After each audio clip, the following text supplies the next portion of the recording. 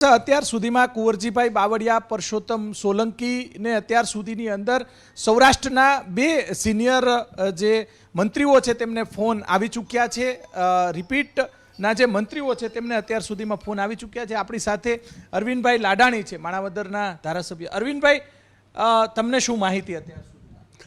સવારના 9 વાગ્યાથી માનનીય મુખ્યમંત્રીશ્રીના જે લોકોનો પ્રધાનમંત્રીમાં સમાવેશ કરવાનો છે તેઓના ફોન આવી રહ્યા છે.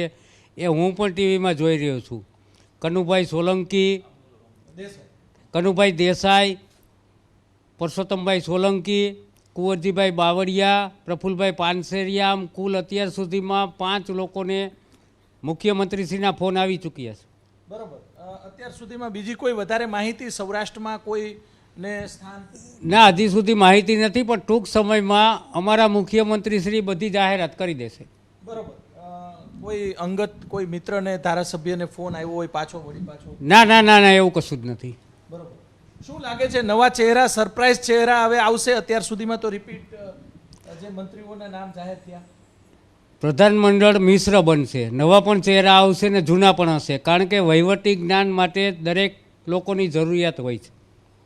ચોક્કસથી અરવિંદભાઈ લાડાણી, અત્યારે એબીપી અસ્મિતા, દરેક જે એમએલએ ક્વાર્ટર છે ત્યાં એબીપી અસ્મિતા ની જે અલગ અલગ ખબરો છે, મંત્રીઓના જે નામ છે તે અત્યારે આવી રહ્યા છે. અને દરેક ક્વાર્ટરની અંદર એમએલએ ક્વાર્ટર આવેલા છે ત્યાં આ રીતે મંત્રીઓના જે નામો જાહેર થાય છે. દરેક ધારાસભ્યો જે જોઈ રહ્યા છે એબીપી અસ્મિતા, અને એબીપી અસ્મિતા પર સૌ કોઈની નજર છે.